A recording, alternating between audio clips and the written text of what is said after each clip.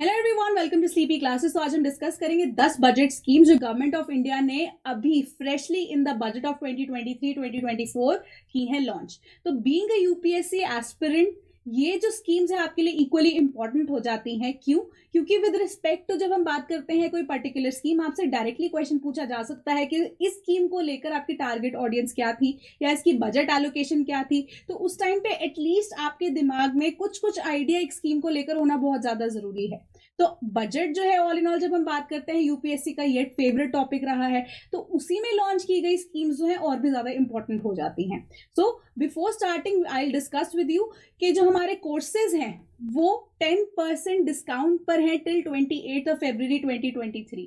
तो जब स्लीपी को शुरू किया गया था, एक मेन मुद्दा ही यही था कि जो डिजिटलाइजेशन चल रही है उसको आगे बढ़ाया जा सके। एंड जब जो स्टूडेंट जो है कोचिंग सेंटर जाकर नहीं पढ़ सकते, ऑल इन ऑल वो घर से बैठकर पढ़ सकते हैं at a reasonable rate and a quality education that they will get, right. तो उसी हिसाब से 10% डिस्काउंट जो है आपको एडिशनली मिल रहा है, यानी कि सोने पे सुहागा ऑलरेडी मिल रहा है, क्योंकि कोर्सेज की जब हम चार्जेस की बात करते हैं ऑलरेडी बहुत कम रहते हैं हमारे। तो आपको कोड कौन सा अप्लाई करना है, दैट इज मिशन 1105 28 फरवरी तक। एंड बाकी डिटेल्स आपकी स्क्रीन पर आपको दिख रही हैं, हेल्पलाइन नंबर पे आप कॉल कर सकते हैं एनी टाइम। तो अब शुरू करते हैं, हम पहली स्कीम डिस्कस करेंगे अपनी, दैट इज आत्मनिर्भर हॉर्टिकल्चर क्लीन प्लांट प्रोग्राम। तो यहाँ पे आपको एक वर्ड दिख रहा होगा, क्लीन प्लांट। तो ये क्लीन प्लांट एक्चुअली में क्या है?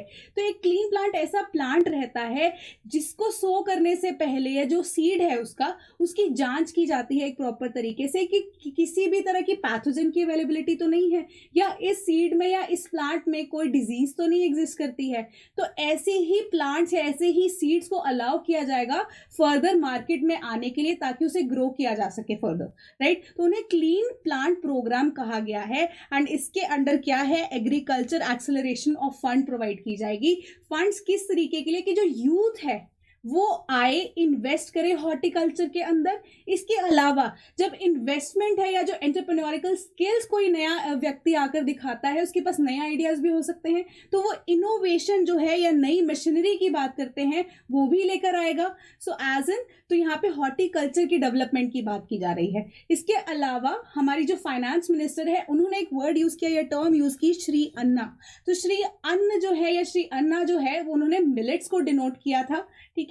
कि जो मिलेट्स है, इंटरनेशनल ईयर ऑफ मिलेट्स है 2023, मिलेट्स के हेल्थ बेनिफिट्स उन्होंने बताए, ठीक है। एंड साथ ही साथ हेल्थ बेनिफिट्स के अलावा उन्होंने ये स्टेट भी किया, या वो उनका एस्पिरेशन आप कह सकते हैं यही है कि इंडिया में जितनी भी मिलेट्स की प्रोडक्शन होती है उसे फर्दर इंक्रीज भी करे, क्योंकि मिलेट्स जो है उनकी इंपॉर्टेंस इंडियन कल्चर में पहले तो बहुत थी, बट अब कार्बोहाइड्रेट्स जो है उनकी ग्रोथ की वजह से या उनकी अवेलेबिलिटी की वजह से मिलेट्स को बिल्कुल ही इग्नोर कर दिया गया है। तो अब मिलेट्स के ऊपर फोकस ज्यादा हो with respect to health benefits. इसके अलावा एक ऑलरेडी एग्जिस्टिंग स्कीम जो हमारे पास थी, पीएम मत्स्य संपदा योजना, उसके लिए अलग से बजट जो है वो एलोकेट किया गया है। एंड साथ साथ उनकी मार्केट एक्सपेंशन की बात की गई है कि जो जितने भी मत्स्य वर्ड जो है विद रिस्पेक्ट टू फिश की बात करते हैं, राइट, कि जो अपना हमारे मत्स्य संपदा योजना वाले हैं या जो आप कह सकते हैं पिसीकल्चर में इन्वॉल्व है, उनको भी अब मार्केट एक्सपेंशन यानी कि मार्केट में आकर अपने प्रोडक्ट्स को बेचने की बात कर रहे हैं, या एक चेन सिस्टम है, चेन सप्लाई सिस्टम है, उसे शुरू करने की बात की गई है। तो एडिशनल उनको इन्वेस्टमेंट 6000 करोड़ की मिली है। बट वैसे अगर हम आत्मनिर्भर हॉर्टिकल्चर क्लीन प्लांट प्रोग्राम की बात करें, ऑल इन ऑल इन्हें अब कह सकते हैं कि 2200 करोड़ जो है उसकी बजट एलोकेशन की गई है सेंट्रल गवर्नमेंट के द्वारा। तो अब दूसरी स्कीम हमारे पास कौन सी आती है, पीएम विश्वकर्मा कौशल सम्मान, दैट इज पीएम विकास। तो ये विश्वकर्मा वर्ड जो है उनको डिफाइन किया हमारी जो फाइनेंस मिनिस्टर है उन्होंने। एंड साथ ही साथ उन्होंने ये चीज कही कि एक लिस्ट जो है उन्होंने प्रोवाइड की थी कि किस किस को विश्वकर्मा जो है उन्होंने इंक्लूड किया है, या जो इनिशियली हमारी संस्कृति में विश्वकर्मा जो थे उनको हम क्या कहते हैं कि जो हैंड टूल्स के साथ काम करते हैं, पर्टिकुलरली जो आर्टिजन्स जो हैं उनको उन्होंने डिनोट किया, राइट। तो उन्हीं को सम्मान करने के लिए या उन्हीं की डेवलपमेंट के लिए, या आप यहाँ पे एक चीज और सोच सकते हैं कि जो हमारी कॉटेज इंडस्ट्री थी या जो हमारा आप कह सकते हो कल्चर था, जो हमारा ट्रेडिशन था, जो लॉन्ग लॉस्ट हो गया ड्यू टू मॉडर्नाइजेशन या ब्रिटिशर्स की वजह से या वेस्टर्नाइजेशन की वजह से, उस पे अब गवर्नमेंट ऑफ इंडिया फोकस करना चाहती है। एंड आर्टिजन जिनको या विश्वकर्मा उन्होंने डिनोट किया, उनकी स्किल डेवलपमेंट की बात हो रही है यहाँ पर। तो क्या किया जाएगा, अगेन जैसे कि मत्स्य संपदा योजना में किया जा रहा था, उन्हें एक्सेस टू मार्केट्स दिया जाएगा। अब एक्सेस टू मार्केट्स देने से पहले उनकी स्किल डेवलपमेंट की बात भी की जाएगी, उनको नई इनोवेटिव टेक्निक्स है उनके बारे में भी बताया जाएगा, सप्लाई चेन क्या होगी, कैसे ऑपरेट करेगी, उसके बारे में भी उन्हें बताया जाएगा, ताकि जो एक्चुअली में हमारा आत्मनिर्भर भारत का सपना है सेंट्रल गवर्नमेंट का, उसको अचीव किया जा सके ऑल इन ऑल। तो नेक्स्ट अब हम डिस्कस करेंगे प्रधानमंत्री पीवीटीजी डेवलपमेंट मिशन।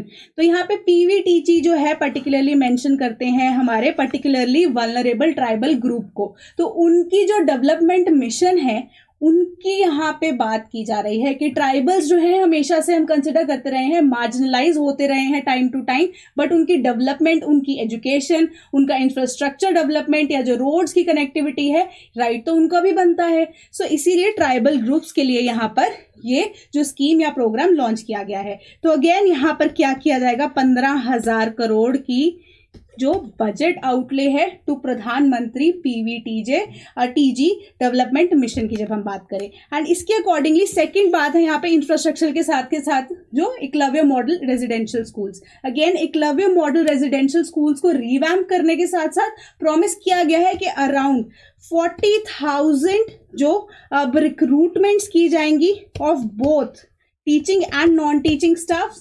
एंड इसके अलावा अराउंड 800 स्कूल जो हैं वो खोले जाएंगे, नए स्कूल्स खोले जाएंगे with respect to Eklavya model residential schools. So it is an important mission या important scheme with respect to the tribal community as a whole.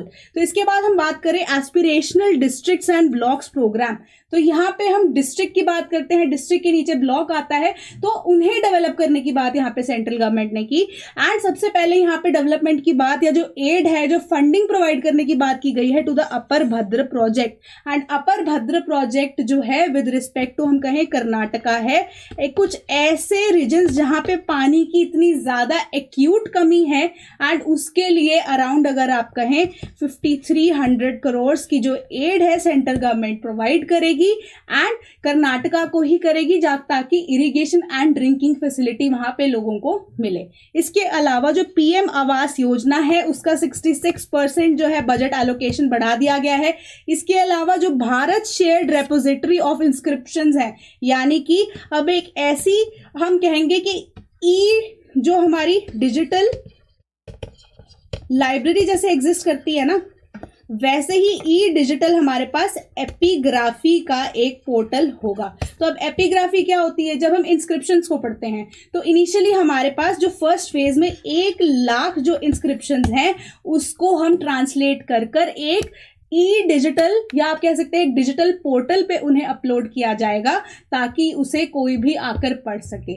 ठीक है, इसके अलावा जो प्रिजनर्स हैं, कई बार ऐसी सिचुएशन होती है and is a real life situations कि 1 या 2 साल की सजा हुई होती है किसी भी व्यक्ति को, बट वो 5-5, 7-7 साल जो है प्रिजन में बिता देते हैं। क्यों?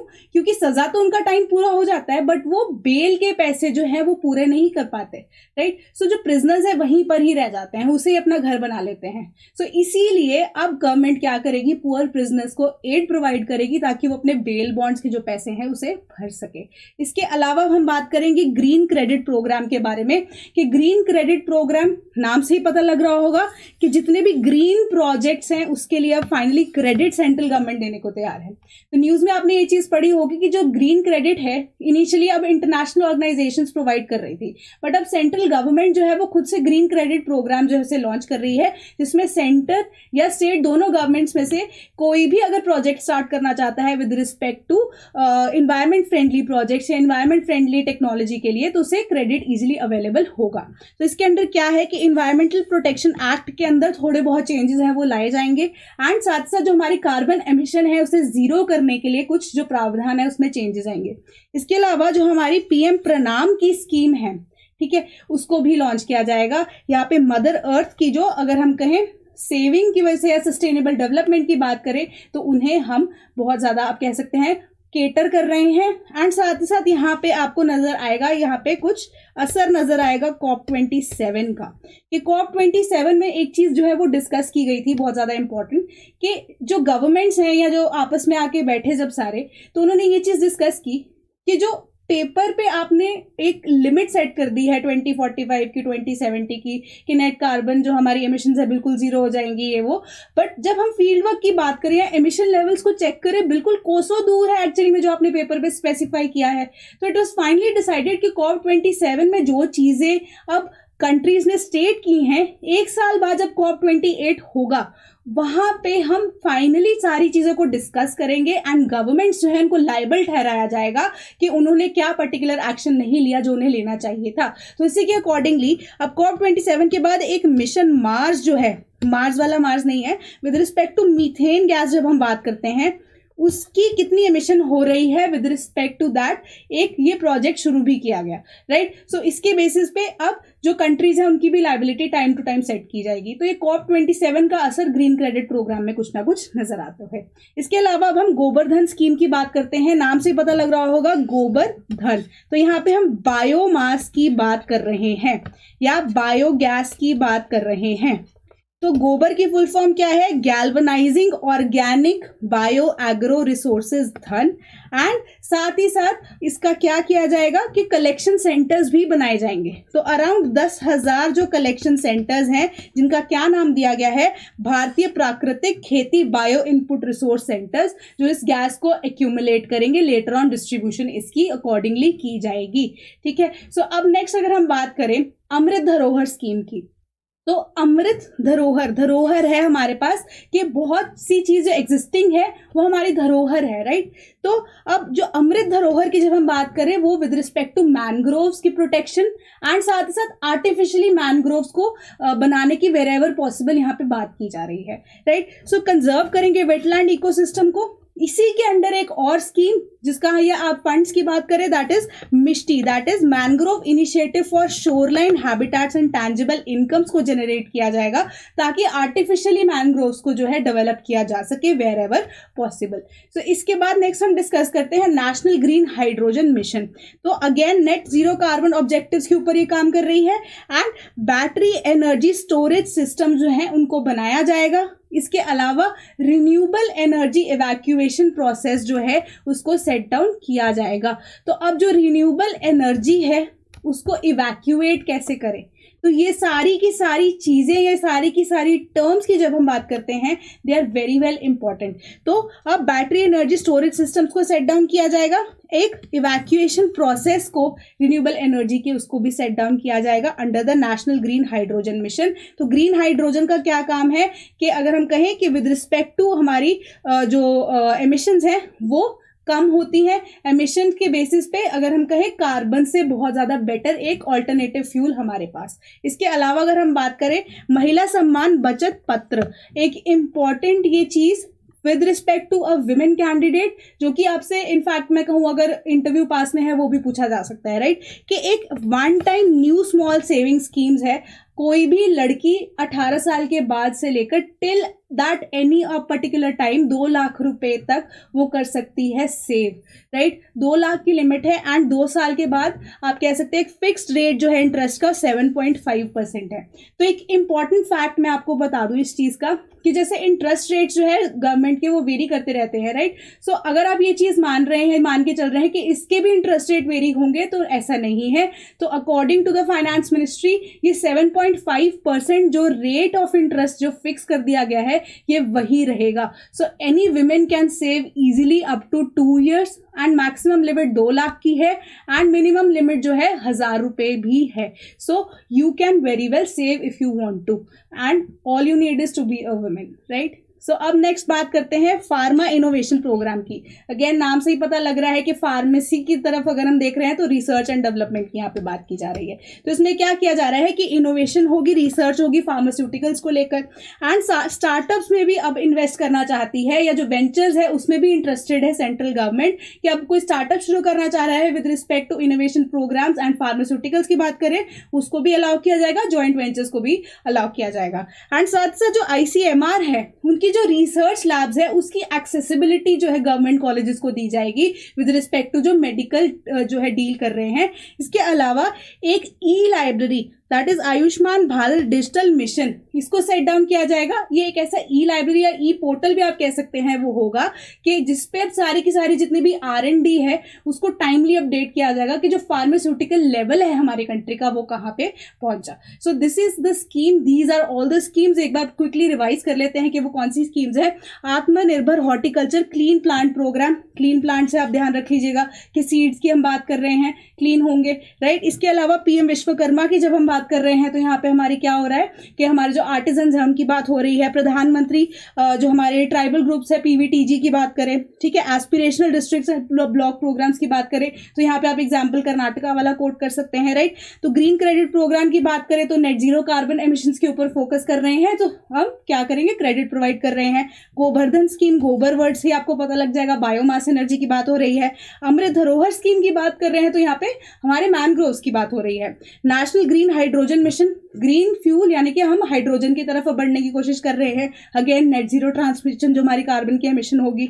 इसके अलावा आजादी का अमृत महोत्सव महिला सम्मान बचत स्कीम या बचत पत्र जो एक सर्टिफिकेट की फॉर्म में होगा जिसमें विमेन 2 लाख तक अब सेव कर सकती है 2 साल के लिए, ठीक है। फार्मा इनोवेशन प्रोग्राम कि जहां पे फार्मेसी जो है उसकी कितनी डेवलपमेंट होगी R&D के ऊपर अब गवर्नमेंट ऑफ इंडिया फोकस करने वाली है। सो ऑल इन ऑल ये 10 ऐसी स्कीम्स थी जो नई गवर्नमेंट ऑफ इंडिया ने लॉन्च की। तो आज के लिए इतना ही। Thank you so much.